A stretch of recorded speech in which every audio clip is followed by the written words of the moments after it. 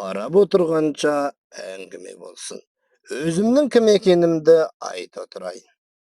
Ай күннің аманында Құдай қосқан қосағынан тірідей айырылған, сонау жеткізбес шағын ауданында тұратын Қитықтың бұрынғы келіні, Жетпегірдің жеңгесі Сәндігүл деген кісі мен боламын.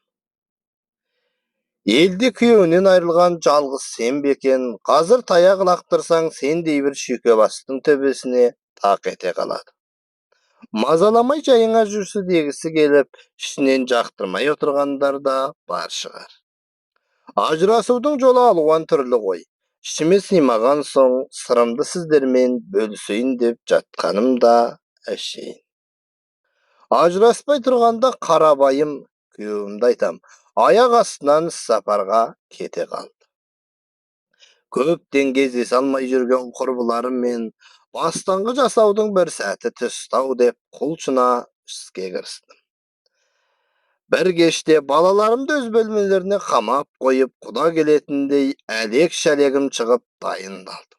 Ой, творческий адам емес деп, күйеуінен ажырасып кеткен кірпияз құрбыммен тұрмыс құрмай-ақ бір мықтыдан бала сүйген күлбілте құрбым бар. Бәріміз бір шалқитын болдық-ау. Екі құрбым оң жақтағы қыздай құлпырып жетті-ау кештеді. Ойпырмай үстерінде үлдемен білді, құлақтарында бриллиант, қолдары толған алтын. Айтқан әңгімелері мынадай. Пәлен сөз айтты, маған түгенше өлердей ғашық. Ана махаббатым маған бәленді подарит етті. Бастық қашығы маған түгенді сыйлады. Бойдақ келіншектер не деген бақыт деді. Күйеу бар менен қасқа босқа өмір сүріп жүр екенмін-ау. Өздерін 18-де қыздай сезінеді-ай деген ойдың опасына түсіп кеткенімді сезді ме? Осымен бар ғой күйеуімен бірге тұратын әйелдерді сұмдық аяймын. Байқұстардың күні құрысын дегені кірпияздың. Құрысын адамды адам аяп жетістірмес, Құдай аясын десеңші одан да. Мен өзім күйеу бар әйелді торға түскен торғайдай деп есептеймін деп күлбілте. Мендейлердің жағдайын тіпті сүмірейтіп жіберді. Құрбыларым кеткеннен кейін өз-өзімнен ашуланып ұйықтай алсамшы. Сүйіп қосылған қарабайымнан оп-оңай-ақ жерідім. Өзінің Құдай сүйетін қылығы жоқ екен-ау тіпті.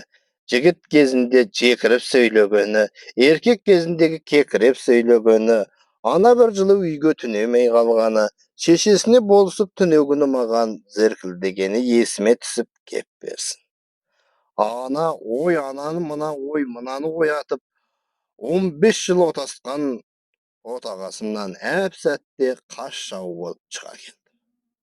Айтпақшы дұрыстап таныстырайыншы өзім.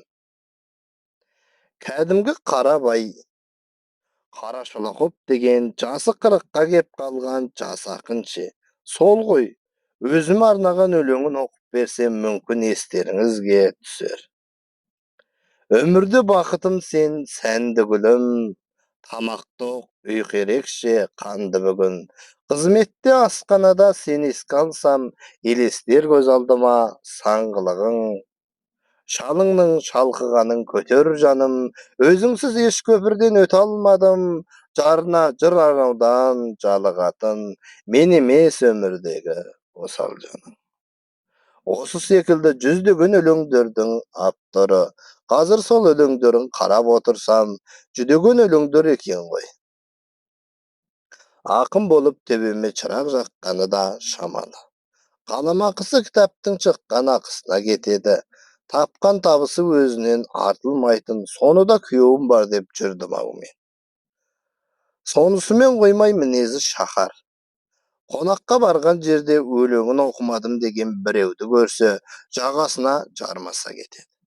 Сен қалай мендей ақынды танымайсың, бірақ сендейлерге мені түсіну қайда? Менің талантыма әлі-ақ табынып, өздерің-ақ қоғадай жапырласыңдар деп жұдырығын ала жүгіреді.